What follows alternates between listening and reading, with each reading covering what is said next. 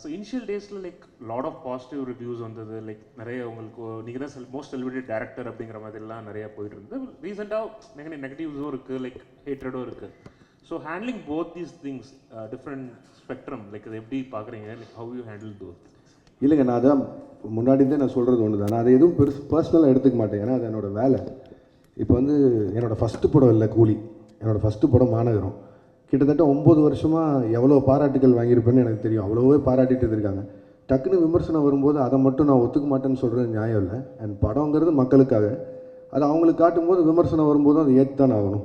So அதனால் அதை நான் ஸ்பிட் பண்ணி பார்க்கல. அண்ட் ரெண்டாவது, அதை நான் பர்சனலாக எடுத்துக்கல, அது ப்ரொஃபஷனாக மட்டும் வச்சுக்கலான் இருக்கேன். ஸோ அதனால் success and average and going back அது உண்மை தானே, எல்லாருக்குமே நடக்கிறது தானே. ஸோ அதனால் நான் பெருசாக எடுத்துக்கல. Thank you. Hello, hi sir, Bhuvanesh from the Hindu.